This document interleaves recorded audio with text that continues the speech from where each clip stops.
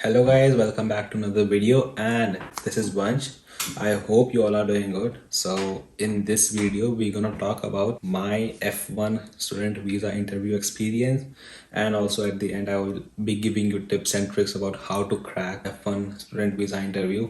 And yep, so let's get into the video. And yeah, if you haven't subscribed to my channel till yet, so make sure to subscribe to my channel. And yeah, let's get started. So basically my interview went like, at the start he asked me about my I-20 and my passport, and then I said, okay sir, here is my I-20 and my passport. And then he started with the question. So basically they asked me a couple of questions, and it was almost like 2.5 or 3 minutes interview. So when my turn came, so I was very confident, I had a smile on my face, and I was not being nervous over there. So those are the positive things that I carried with my personality. So the first question of the interviewer was, which university are you going to? So I replied that I am going to California State University East Bay. And then he asked me another question, that how many other universities you applied to, and how many admits, how many rejection did you get? So I told them I applied to these all universities and I got admitted to all of them. Then he asked me, why did you choose this specific university only? So in this question I told that I like the university's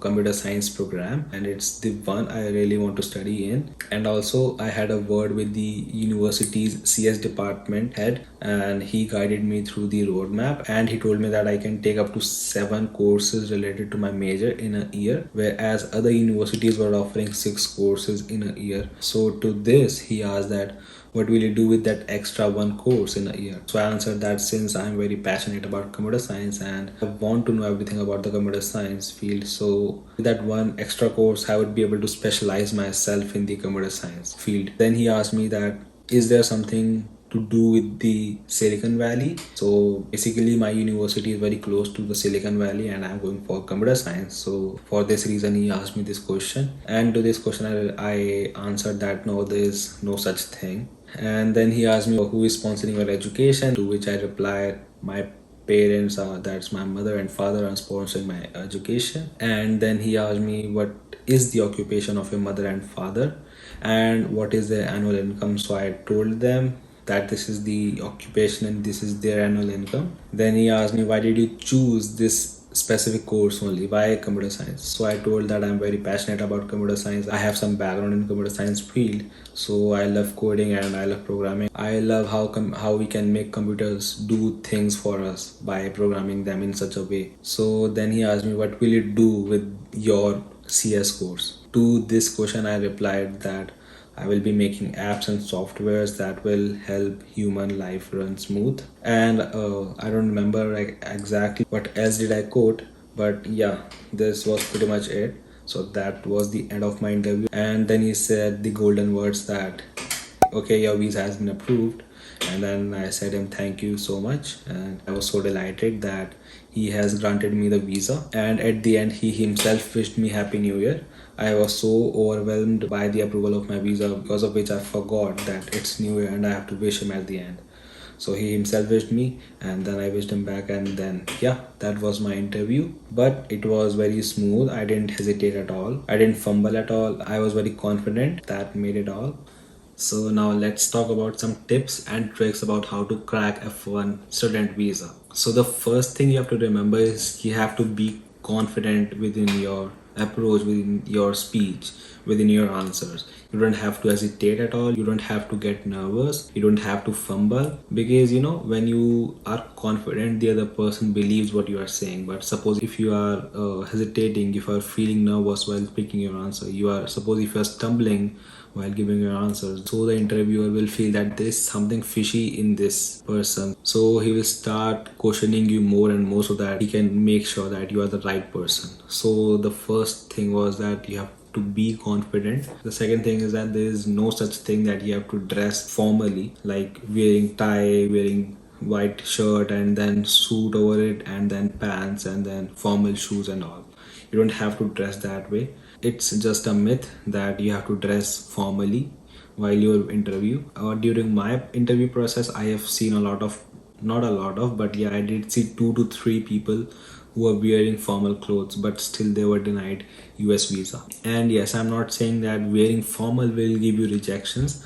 I'm not at all saying that. I'm just saying that there is a myth that if you wear formal, you will get your visa approved. So that's the myth I'm trying to bust. So it doesn't fully depend on what you dress on the day of interview. As you can see that I was dressed decently, not very casual, not too very formal. You can see that I was wearing a jacket, a sweatshirt inside, and normal jeans, and then casual or sports shoes. So this is not a very formal attire and not very informal or very casual attire. And of course, you cannot go to the interview by like wearing t-shirt and all.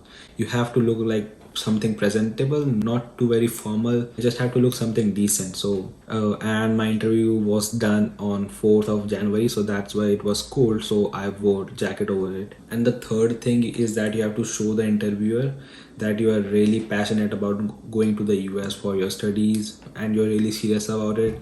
You have done a lot of research about the university, about the course, and you know a lot of things about the university. You will have to be very specific in your answer. So suppose if I give an example, if an interviewer asks why are you choosing this specific university, so to answer this question I would definitely not recommend that you should say about the ranking of the university, because that's what generally students do. They will say that, oh, this university has its ranking among the top 100 universities in the US, so that's why I'm going here.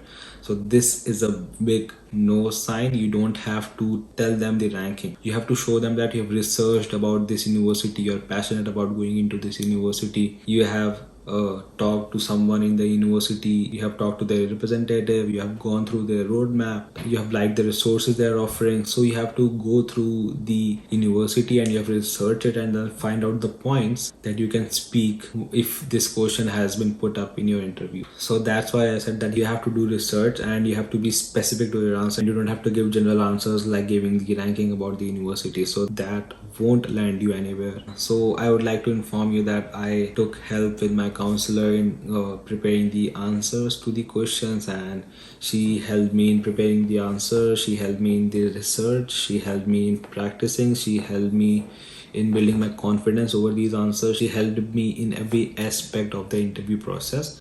So definitely I would owe my gratitude to my counselor, because I can assure that if she would not have helped me in my interview process, I would definitely have not been granted US visa, because the answers I previously had by myself, those were the answers that interviewers don't look for. And I would definitely recommend you as well. If you need personalized and individual help in your interview process, so I can link you with my counselor and I can get you in touch with her. So you can DM me on my Instagram. My Instagram ID is here. And also, if you have not followed me on Instagram, so do make sure to follow me on Instagram.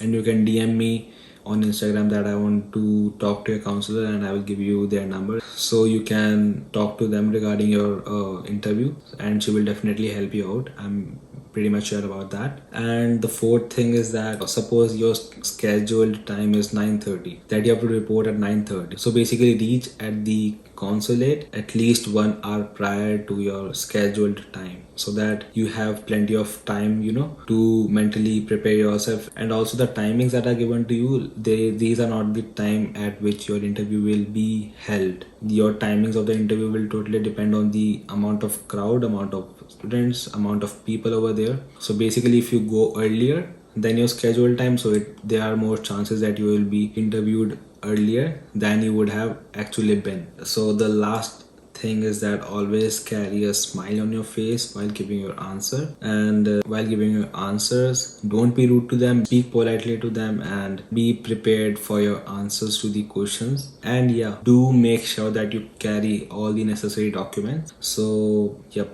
these are not the all, but yeah, for this video this was it. I will definitely make a separate video on how to prevent rejections of F1 student visa based on my experience and my personal opinions. so I will definitely upload that soon. So if you have not subscribed to my channel yet, so do make sure to subscribe to my channel. Yep, so that was pretty much it. So I think you would have liked the video and found this video informational. So if you did, so do make sure to like this video. I will see you guys in the next one. Till then, take care. Bye bye. Love from California. Bye from India. Peace.